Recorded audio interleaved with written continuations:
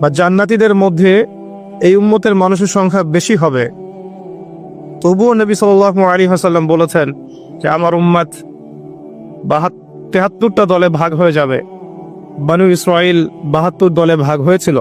ওয়াতাফতারিকু উম্মতি আলা 73 মিল্লা, আমার উম্মত 73টা দলে ভাগ হয়ে যাবে। কুল্লুহুম ফিন্নার, প্রত্যেকটা দলই যাবে জাহান্নামে, ইল্লা মিল্লাতান ওয়াহিদা, একটা মাত্র দল ছাড়া। কিলা মান হিয়া ইয়া রাসূলুল্লাহ, বলা হলো তারা কারা হে আল্লাহ রাসূল সাল্লাল্লাহু আলাইহি ওয়াসাল্লাম? নবীজি বললেন মা আনা আলাইহি ওয়া আসহাবি, আমি যার উপরে আছি, আমার সাহাবীরা যার উপরে আছে।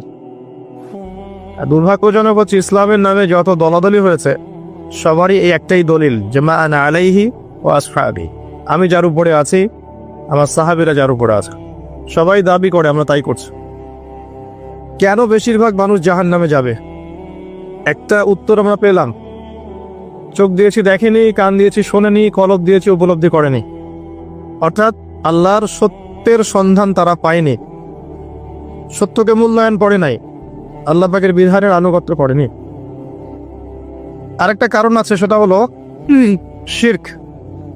কারণ যে বেশিরভাগ মানুষ জাহান্নামে যাবে তাদের আমল নামায় একটা পাপ থাকবে, খুব কমন পাপ, সেটা হলো শিরকের পাপ। কিভাবে এটা বলতে পারি?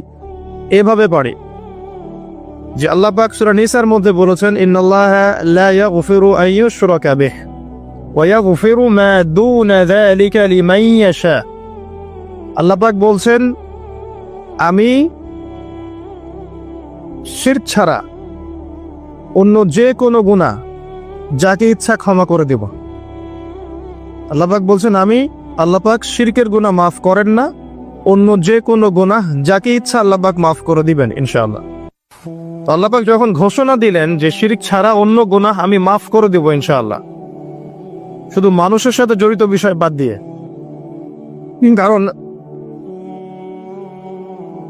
মানুষের সাথে জড়িত বিষয় আল্লাহ রাব্বুল আলামিনের কাছে ক্ষমা চেয়ে লাভ হচ্ছে না। যেটা মানুষের সাথে জড়িত বিষয় সেটা আল্লাহর কাছে ক্ষমা চেয়ে লাভ হচ্ছে না।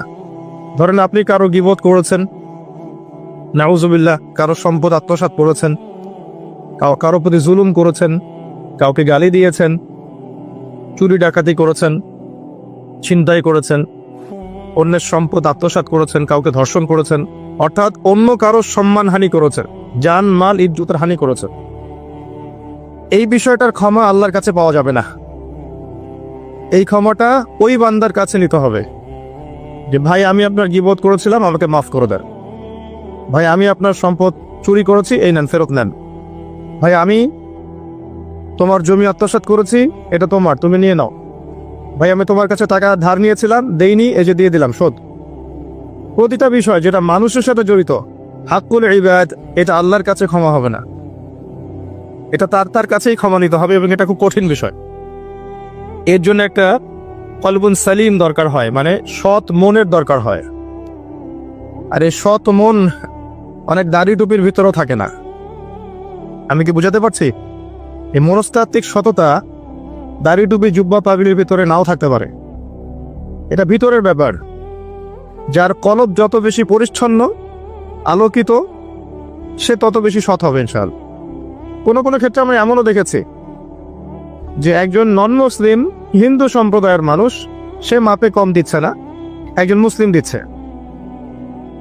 কোনো কোনো ক্ষেত্রে দেখবেন আপনাদের এলাকায় আগে হিন্দু সম্প্রদায় বেশি ছিল না? আমার জানা মতে রংপুরের এই জায়গায় তো আগে শহর ছিল, তাই না? এখন এখানে অনেক নিদর্শন আছে, খাঁটি খাবারের জন্য মানুষ তাদের কাছে আসতো, মুসলিমদের দোকানে না গিয়ে তাদের দোকানে যাচ্ছে। তাদের দুধটা হবে খাঁটি, ঘিটা হবে খাঁটি, মিষ্টি হবে খাঁটি। মুসলিমের দোকান বাদ দিয়ে তাদের কাছে যাচ্ছে মানুষ, সততা দিয়ে তারা মানুষের মন জয় করলো। কোনো কোনো ক্ষেত্রে আপনি দেখবেন একজন অমুসলিম রাষ্ট্রের দায়িত্বে আছে, প্রশাসনে আছে, বা সামাজিক দায়িত্বে আছে, ব্যবসা করছে, চাকরি বাকরি করছে। কোনো কোনো ক্ষেত্রে দেখা যায় যে তারা অনেক মুসলিমের চেয়ে বেশি সৎ। হ্যাঁ, ঘুষ নিচ্ছে না, দুর্নীতি করছে না, ব্যবসায় ভাবে কম দিচ্ছে না, সিন্ডিকেট করছে না, চোরা কারবারি করছে না, অনেক ক্ষেত্রে দেখা যায়। এই শ্রেণীর মানুষদেরকে আল্লাহ পাক হেদায়েত দিয়ে দিতে পারেন। যাদের মনের মধ্যে আল্লাহ পাক সততা দেখবেন, আল্লাহ পাক তাকে হেদায়েত দিবেন ইনশাআল্লাহ।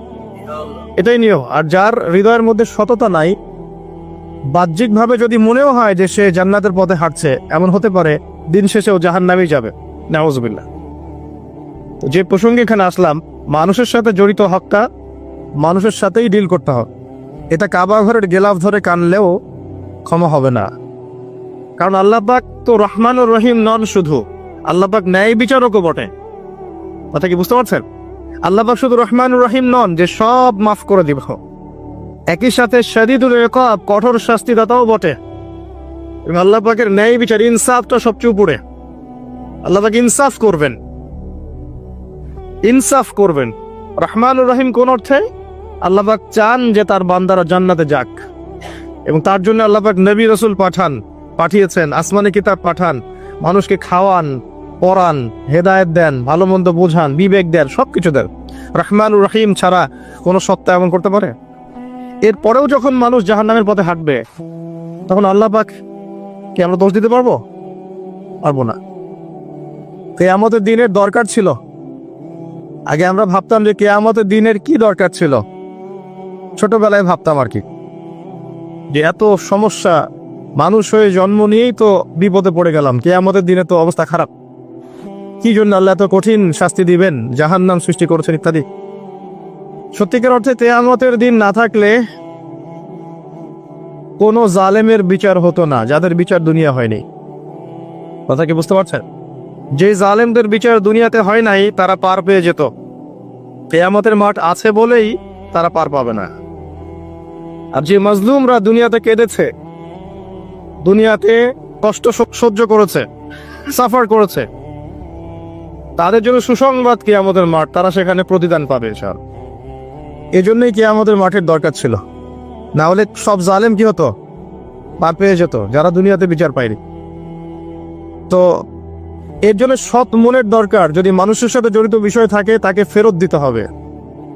যদি আপনি জনগণের সম্পদ আত্মসাৎ করে থাকেন, সবার সামনে দাঁড়িয়ে বলতে হবে যে তোমাদের এই সম্পদ ছিল, আমি আত্মসাৎ করেছি, আমার সম্পদ থেকে এগুলো নিয়ে নাও। তারপরে জান্নাতের প্রশ্ন আসবে, তার আগে নয়। এত সহজ নয়।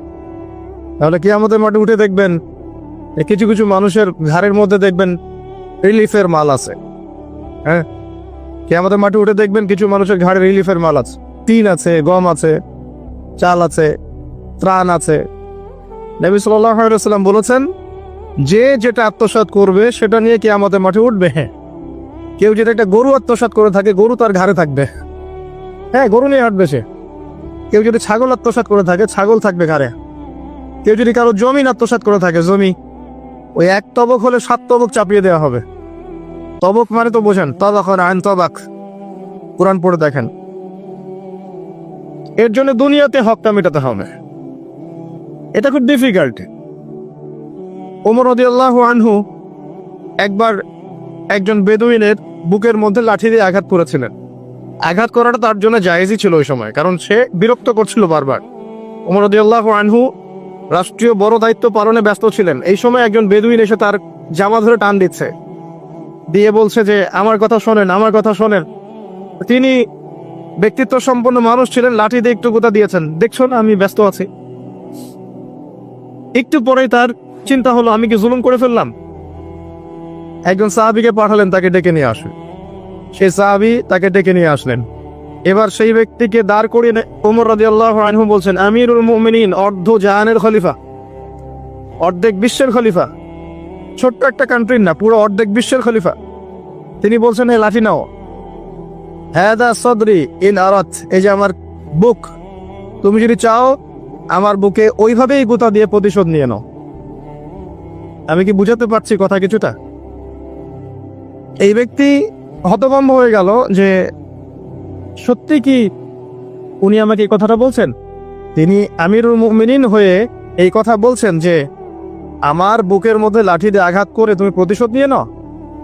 ওমর রাদিয়াল্লাহু আনহু বলছেন, হ্যাঁ এটা করো, কিয়ামতের মাঠে আমাকে আল্লাহর ওয়াস্তে জবাবদিহি করায়ও না। তখন সেই ব্যক্তি বলছে, আমিরুল মুমিনিন, আমার এটার কোনো প্রয়োজন নেই, আমি আপনাকে মাফ করে দিলাম। ওমর ইবনে খাত্তাব তিনি বলছেন যে আল্লাহ তোমাকে মাফ করে দিন। সুবহান। এই ছিল ইনসাফ। যদি মানুষের সাথে জড়িত কোনো হক থেকে থাকে তাহলে এই দুনিয়াতেই পরিশোধ করতে হবে। কারো টাকা নিয়ে থাকলে টাকা ফেরত দিয়ে দিবেন। কারো যদি জমির সম্পত্তি কোনোভাবে ঝগড়াঝাটি হয়ে থাকে, জমি নিয়ে নিয়েছেন কোনোভাবে, ফেরত দিয়ে দিবেন। যদি বোনের সম্পত্তি পাওয়ার অধিকার থাকে দিয়ে দিবেন। যার যার হক তাকে তাকে দিয়ে দিবেন। পরকালের জন্য নিউট্রাল হয়ে যান।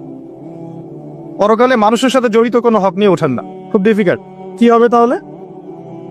পরিণতিটা এটা হবে, নবী সাল্লাল্লাহু আলাইহি ওয়াসাল্লাম বলেছেন, কিয়ামতের মাঠে কিছু মানুষ উঠবে যারা নামাজ, রোজা, হজ, যাকাত, সাদাকা এরকম অনেক নেকি নিয়ে উঠবে। নেকি নিয়ে ওঠার পরে দেখবে সামনে যে অনেক মানুষ দাঁড়িয়ে আছে পাওনাদার, কারো গীবত করেছে, কাউকে ধর্ষণ করেছে, কারো সম্পদ আত্মসাৎ করেছে, কাউকে গালি দিয়েছে, কাউকে জুলুম করেছে ইত্যাদি। এই মানুষগুলো দাঁড়িয়ে থাকবে। ওই সময় তো আর বেচা কেনার সুযোগ নাই, পরিশুদ্ধ হওয়ার সুযোগ নাই। আল্লাহ পাক তখন বলবেন যে এই ব্যক্তিদের নেকি তাদের আমল নামায় দিয়ে দাও, পাওনাদারদের আমল নামায় এই নেকি দিয়ে দাও। ও নামাজ, রোজা, হজ, যাকাতের নেকি থেকে তাদের ঋণ শোধ করা হবে। এবং শোধ করতে করতে যদি নেকি শেষ হয়ে যায় তখন ওই ব্যক্তিদের গুনাহ থেকে গুনাহ এই ব্যক্তির আমল নামায় যুক্ত করা হবে। পরিশেষে এই ব্যক্তি যাবে জাহান্নামে, ওরা চলে যাবে জান্নাতে। বলে নাউযুবিল্লাহ। দুনিয়াতে আল্লাহর সাথে জড়িত বিষয় থাকতে পারে, পরকালে যেন মানুষের সাথে জড়িত কোনো হক রাখেন না। এটাই প্রথম নাসিহাত। আল্লাহ রাব্বুল আলামিন এটাই বলেছেন যে নিশ্চয়ই আল্লাহ শিরক ছাড়া সমস্ত গুনাহ মাফ করতে পারেন। তার মানে আমরা বুঝতে পারছি যে বেশিরভাগ মানুষ জাহান্নামে যাবে, তাদের আমল নামায় শিরকের পাপ থাকবে। কিসের পাপ থাকবে? শিরকের পাপ থাকবে। কারণ আল্লাহ পাক বলেছেন শিরক ছাড়া যে কোনো গুনাহ তিনি ক্ষমা করতে পারেন। এবং মেরাজের রাতে যখন নবী সাল্লাল্লাহু আলাইহি ওয়াসাল্লাম আল্লাহর সাথে সাক্ষাৎ করেছেন, আল্লাহ পাক 3টা প্রতিশ্রুতি দিয়েছেন, 3টা হাদিয়া, উপহার। একটা হচ্ছে 50 ওয়াক্ত নামাজ, যেটাকে আমরা এখন 5 ওয়াক্ত পড়ি। 5 ওয়াক্ত পড়লে আপনি 50 ওয়াক্তের নেকি পাবেন ইনশাআল্লাহ। আর এই উম্মতের যে কোনো নেকির কাজ 10 দিয়ে গুণ করা হবে। একটা ভালো কাজ করলে আপনি 10 গুণ নেকি পাবেন, আল্লাহ পাক এটা বলে দিয়েছেন। কিন্তু গুনাহ একটা করলে একটাই পাবেন। একটা গুনাহ করেছেন, একটাই থাকবে, এটাকে 10 দিয়ে গুণ করা হবে না। এটা প্রথম হাদিয়া। দ্বিতীয় হাদিয়া হচ্ছে সূরা বাকারার শেষের 3টা আয়াত। সূরা বাকারার শেষের 3টা আয়াত, লিল্লাহি মা ফিস সামাওয়াতি, এখান থেকে ফানসুরুন আলাল কওমিল কাফিরিন পর্যন্ত। এটা একটা হাদিয়া। এবং নবী সাল্লাল্লাহু আলাইহি ওয়াসাল্লাম বলেছেন, রাতের বেলা কেউ যদি এই 3টা আয়াত পড়ে ঘুমায়, ঘুমানোর আগে এই 3টা আয়াত পড়ে নিয়ে ঘুমায়, বা মাগরিবের নামাজের পর থেকে পড়া শুরু করে, কারণ মাগরিবের পর থেকে রাত শুরু হয়। পশ্চিমা বিশ্বের মতো 12টার পর থেকে রাত শুরু হয় না ইসলামে, সূর্য ডুবলেই রাত শুরু হয়। তো নবী সাল্লাল্লাহু আলাইহি ওয়াসাল্লাম বলছেন তার আমল নামায় সারা রাত ইবাদতের নেকি দেওয়া হবে ইনশাআল্লাহ।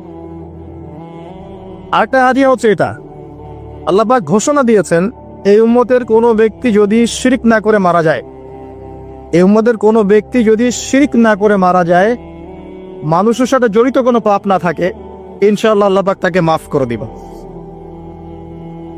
আর এই সূরা নিসার আয়াতটাও এটাই প্রমাণ করছে। আল্লাহ পাক বলছেন, ইন্নাল্লাহা লা ইয়াগফিরু আন ইউশরাকা বিহি, আল্লাহ পাক শিরকের গুনাহ মাফ করেন না, ওয়া ইয়াগফিরু মা দুনা যালিকা লিমান ইয়াশা, এবং এছাড়া যে কোনো পাপ আল্লাহ পাক যাকে ইচ্ছা মাফ করতে পারে। আল্লাহ পাক পরম করুণাময়, অসীম দয়াল। এক ব্যক্তি 100টা খুন করেছিল, 99টা খুন করার পরে, এটা বনু ইসরাইলের ঘটনা, এটা গল্প নয়, কেচ্ছা কাহিনী নয়, সত্য ঘটনা। সে তওবার সুযোগ খুঁজছে, তওবা করা যাবে কিনা। খুঁজতে খুঁজতে খুঁজতে একজন আবেদের কাছে গিয়েছে। আবেদ মানে যে ইবাদত করে কিন্তু জ্ঞান নাই। 2 রকম মানুষ থাকে মুসলিমদের মধ্যে, একজন এক শ্রেণী আলেম যারা জানে এবং জানা অনুযায়ী আমল করে, আর এক শ্রেণী হচ্ছে খুব একটা জানে না কিন্তু দেখা দেখে আমল করে, এদেরকে বলা হয় আবেদ। এই ব্যক্তি ছিল আবেদদের একজন। তার কাছে গিয়ে বলছে, আমার কি তওবা হবে?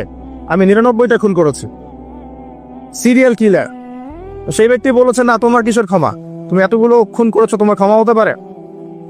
রাগে এই ব্যক্তিকেও সে খুন করেছে, করে 100টা পূর্ণ করেছে। এরপরে আরেকজনের সন্ধান পেয়েছে যে একজন আলেম, তার কাছে গিয়ে তওবার সুযোগ খুঁজছে।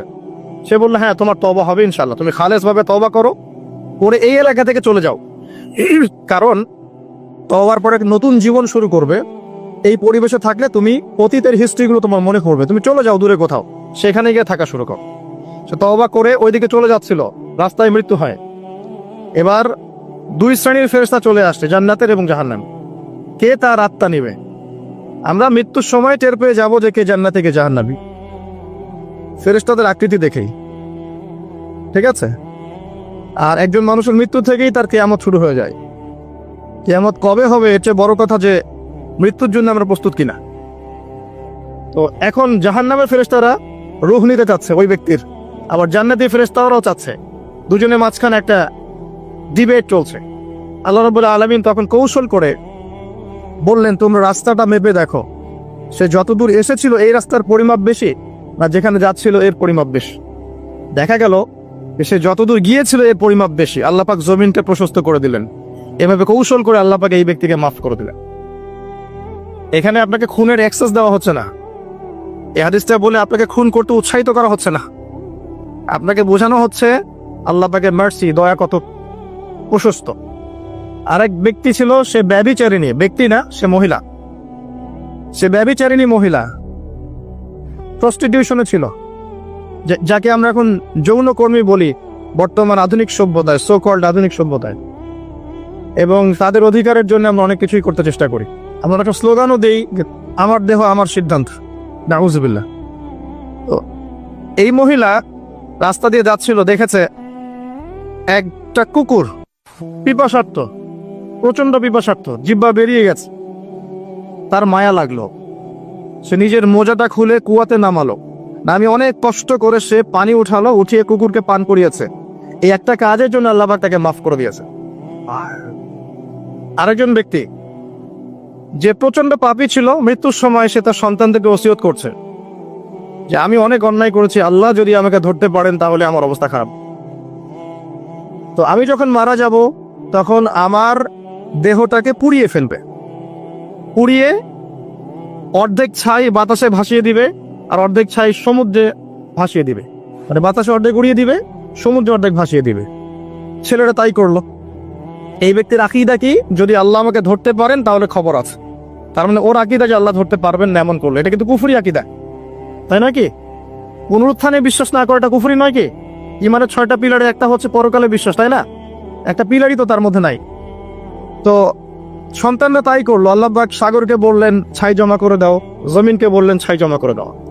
আর বাই দ্য ওয়ে, আল্লাহর আদেশ প্রকৃতি শোনে, মানুষ না শুনলে প্রকৃতি শোনে। সাগরের পরে গিয়ে আপনি দাঁড়ান, দাঁড়িয়ে থাকবেন, এই বিশাল সমুদ্র গর্জন করতে করতে আসবে, এসে বিনয়ের সাথে আপনার পা ধুয়ে দিবে। আল্লাহ পাক তাকে আদেশ করেছেন, তোমার সামনে দাঁড়ালে পা ধুয়ে দিও, অহংকার করো না।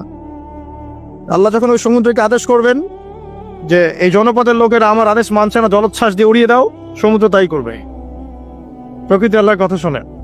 ছাই জড়ো করা হলো। জড়ো করার পরে আল্লাহ পাক এই ব্যক্তিকে আবার পুনরুজ্জীবিত করে জিজ্ঞাসা করলেন, কি জন্য এই কাজটা করেছেন, কেন এই কাজটা করেছো? তখন এই ব্যক্তি বলছে, হাদিসের কথাগুলো এমন, এই ব্যক্তি বলছে, মিন খাশিয়াতিকা ইয়া রাব্বি, আল্লাহ আমি তোমার ভয়ে এই কাজটা করেছিলাম। আর তুমি খুব ভালো করেই জানো হে আল্লাহ যে আমি তোমার ভয়ে করেছি না অন্য কোনো কারণে করেছি। আল্লাহ পাক বললেন, আমি তোমাকে মাফ করে দিলাম।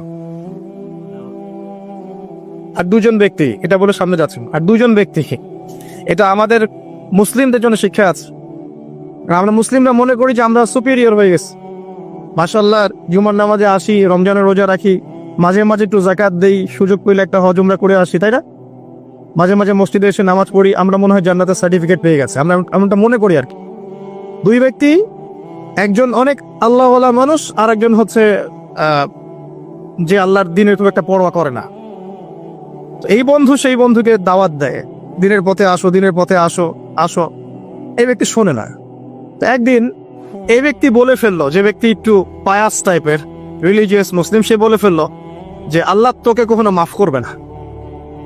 কথাটা শোনেন, আল্লাহ তোকে মাফ করবে না, তোকে এত ডাকি দাওয়াত দিই, তুই কথা শুনিস না। মৃত্যুর পরে আল্লাহ পাক এই দুইজনকে জীবিত করলেন। জীবিত করে বললেন, কে তোমাকে ইখতিয়ার দিয়েছে যে আমি কাউকে ক্ষমা করব কি করব না এই বিষয়ে সিদ্ধান্ত দেওয়ার? আজকে আমি ওকে মাফ করে দিলাম আর তোমাকে জাহান্নামে দিলাম, যাও। যার মনের মধ্যে যাররা পরিমাণ অহংকার থাকবে সে ব্যক্তি জান্নাতে যেতে পারবে না। আর অহংকার এবং রিয়াটা এত সূক্ষ্ম যে অন্ধকার রাতে কালো পাথরের উপরে যদি কালো পিঁপড়া হাঁটে, এটা যেমন সূক্ষ্ম, রিয়া এবং অহংকার এতটাই সূক্ষ্ম। এবং যখন আপনারা ইসলামিক ব্যক্তিত্বদেরকে নিয়ে আইওয়াস এবং শোডাউনে লিপ্ত হন, তখন অহংকার তাদের মনের মধ্যে চলে আসতে পারে। এই বিষয়গুলো থেকে সম্পূর্ণ দূরে থাকা উচিত। আল্লাহ পাক আপনাদেরকে বোঝার তৌফিক দান করুন। শিরকের পাপ থেকে বেঁচে থাকুন, মানুষের সাথে জড়িত পাপ থেকে বেঁচে থাকুন। আল্লাহ পাক পরম করুণাময়, অসীম দয়ালু, আল্লাহ পাক সমস্ত গুনাহ মাফ করতে পারেন। এর মানে এই নয় যে গুনার এক্সেস দেওয়া হচ্ছে, লাইসেন্স দেওয়া হচ্ছে, এমনটা নয়। আল্লাহ পাকের দয়া বোঝানো হচ্ছে। আল্লাহ আপনাকে ভালোবাসেন এবং আল্লাহই আপনাকে প্রকৃত অর্থে ভালোবাসেন, বাকিরা আপনাকে স্বার্থের জন্য ভালোবাসেন। মনে রাখবেন, প্রকৃত অর্থে শুধু আল্লাহই তার বান্দাদেরকে ভালোবাসেন, বাকিরা মানুষের অবস্থানকে ভালোবাসে, মানুষের ব্যক্তি সত্তাকে নয়, আপনার আত্মাকে নয়, আপনার অবস্থানকে। এটা আপনি হারে হারে উপলব্ধি করবেন যত দিন যাবে। বাকি বিষয়গুলো স্বার্থকেন্দ্রিক। আল্লাহ রাব্বুল আলামিনের ভালোবাসা স্বার্থকেন্দ্রিক নয়, নিঃস্বার্থ। আল্লাহর জন্য ভালোবাসো। মাকে ভালোবাসেন আল্লাহর জন্য, বাবাকে ভালোবাসেন আল্লাহর জন্য, আপনি সন্তান সন্ততিকে ভালোবাসেন আল্লাহর জন্য, স্ত্রীকে ভালোবাসেন আল্লাহর জন্য। তাদের জন্য করেন আল্লাহকে সন্তুষ্ট করার জন্য, তাদের কাছে কিছু পাওয়ার আশায় না। যখন আপনি কারোর কাছে কিছু পাওয়ার আশা করবেন, তখন তার কাছ থেকে কষ্ট পাবেন। যখন কারোর কাছে কিছু পাওয়ার জন্য আপনি আশা করবেন, তখন তার কাছে কষ্ট পাবেন। এর বাইরে একটা ভালোবাসা থেকে, ডিভাইন, আল্লাহর পক্ষ থেকে আসে। সেই দুই ব্যক্তি যারা আরশের ছায়া ছায়া পাবে, ওই 7 শ্রেণীর মধ্যে এক শ্রেণী হচ্ছে ওই দুই ব্যক্তি যারা একে অপরকে শুধু আল্লাহর জন্য ভালোবাসত। এই ভালোবাসা, মুআমালাত, আপনার ওঠা বসা, চলাফেরা, ইবাদত, প্রতিটা কাজ হোক শুধু আল্লাহর সন্তুষ্টির জন্য। এটাই হচ্ছে তাওহীদের চূড়ান্ত লেভেল। তখন গিয়ে আপনি আল্লাহর মারিফত বুঝতে পারবেন, আল্লাহকে আপনি আপন করে পাবেন। যখন ডাকবেন, দেখবেন আল্লাহ আপনার কাছে আছে। এমন সময় দেখবেন মনে মনে কিছু চিন্তা করেছেন যে আমার এটা দরকার, দেখবেন বাসায় গিয়ে ওটা হাজির আপনার সামনে। নবী সাল্লাল্লাহু আলাইহি ওয়াসাল্লাম এটাই বলেছেন, জুতার ফিতার প্রয়োজন হলেও আল্লাহর কাছে চেয়ে নাও। তোমার যদি জুতার ফিতার প্রয়োজন হয়, আল্লাহর কাছে চেয়ে নাও, কারো কাছে চেয়েও না। আব্দুর রহমান বিন আউফ রাদিয়াল্লাহু আনহু মদিনায় গিয়েছেন হিজরত করে। অন্য একজন সাহাবী বলছেন, আমার 2টা বাড়ি আছে, একটা নিয়ে নেন, 2টা জমি আছে, একটা নিয়ে নেন। আব্দুর রহমান বিন আউফ তিনি বলছেন, আরিনি আইনাস সুক, আমাকে দেখিয়ে দাও যে বাজার কোথায়। অল্প কিছু খেজুর কিনলেন, আল্লাহর প্রতি তাওয়াক্কুল করে গায়রাতের পরিচয় দিলেন, ব্যক্তিত্বের পরিচয় দিলেন, দিয়ে তিনি চলে গেলেন বাজারে। বাজারে গিয়ে ব্যবসা শুরু করলেন। মাত্র 7 বছরের ব্যবধানে তিনি মদিনার শ্রেষ্ঠ ধনীদের একজন হয়েছেন। আল্লাহর হয়ে যান, শুধু আল্লাহকে আপন করে নেন, দেখবেন সবকিছু আপনার অনুকূলে ইনশাআল্লাহ। ইন্না সলাতি ওয়া নুসুকি ওয়া মাহইয়ায়া ওয়া মামাতি লিল্লাহি রাব্বিল আলামিন, এই কনসেপ্টে আসেন। ইব্রাহিম আলাইহিস সালাম বলেছেন, আমার সালাত, আমার যত কুরবানি, আমার জীবন, আমার হায়াত, মৃত্যু সবকিছু আল্লাহর জন্য। তখন দেখবেন দুনিয়াতে যদি আল্লাহর পথে চলতে আপনি বাধা পান, বিপত্তি পান, কষ্ট পান, দুঃখ কষ্ট আসে, বালা মুসিবত আসে, আপনার মুখে হাসি থাকবে। আপনি বুঝবেন এগুলো আল্লাহর জন্য, আল্লাহ এগুলোর প্রতিদান দিবেন ইনশাআল্লাহ। এবার আসেন আরেকটা পয়েন্ট এসে আমি আলোচনা শেষ করতে চাই। আমাদের সামনে একটা মৌসুম অপেক্ষা করছে আল্লাহর ক্ষমা পাওয়ার। 3 শ্রেণীর মানুষের জন্য নবী সাল্লাল্লাহু আলাইহি ওয়াসাল্লাম অভিশাপ দিয়েছেন। অভিশাপ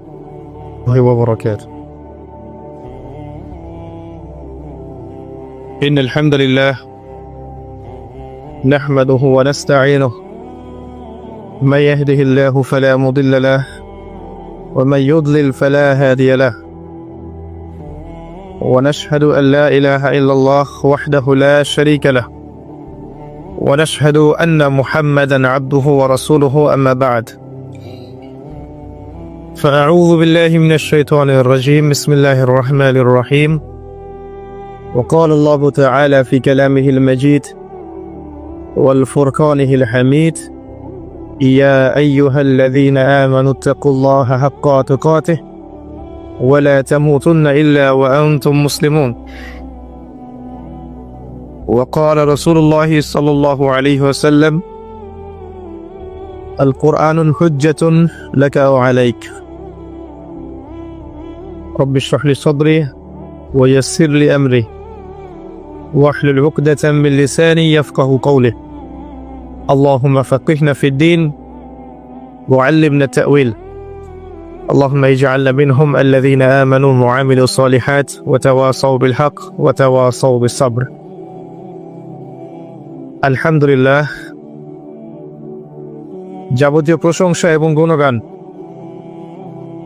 একমাত্র মহিয়ান ও গরিয়ান আল্লাহ রাব্বুল আলামিনের জন্য, যে আল্লাহ সুবহানাহু ওয়া তাআলা নাজিল করেছেন মহাবিশ্বের মহাবিশ্বয় মহাগ্রন্থ আল কোরআনুল কারীম। যে আল্লাহ পাক আমাদেরকে আজকে সুস্থ শরীরে মসজিদে আসার তৌফিক দান করেছেন, আমাদেরকে মুসলিম পরিবারে জন্মগ্রহণ করার তৌফিক দান করেছেন, মুহাম্মদ সাল্লাল্লাহু আলাইহি ওয়াসাল্লামের উম্মাহ হওয়ার সৌভাগ্য দান করেছেন, সকলেই শুকরিয়া আদায় করি, বলি আলহামদুলিল্লাহ। অগণিত অসংখ্য দরুদ এবং সালাত বর্ষিত হোক মহান আল্লাহ প্রেরিত সর্বশেষ এবং চূড়ান্ত নবী, মানবতার মুক্তির দূত মুহাম্মদুর রাসূলুল্লাহ সাল্লাল্লাহু আলাইহি ওয়াসাল্লামের প্রতি। আমরা সংক্ষিপ্ত আকারে দরুদ পড়ি, আল্লাহুম্মা সাল্লি আলা মুহাম্মদ, আল্লাহুম্মা বারিক আলা মুহাম্মদ। সম্মানিত উপস্থিতি, কেমন আছেন আপনারা? আলহামদুলিল্লাহ আলা কুল্লি হাল ওয়া ফি কুল্লি মাকান। আমরা পবিত্র জুমার দিনে আছি। আল্লাহ পাক জুমার দিনে খুতবা শ্রবণ এবং সালাত আদায়ের উদ্দেশ্যে সুস্থ শরীরে মসজিদে আসার তৌফিক দিয়েছেন, আবারও বলি আলহামদুলিল্লাহ। রাসূলুল্লাহ সাল্লাল্লাহু আলাইহি ওয়াসাল্লাম বলেছেন, জুমার দিনে কেউ যদি সকাল সকাল গোসল করে এবং উত্তম কাপড় পরিধান করে, সুগন্ধি ব্যবহার করে, সকাল সকাল মসজিদে আসে এবং পায়ে হেঁটে মসজিদে আসে,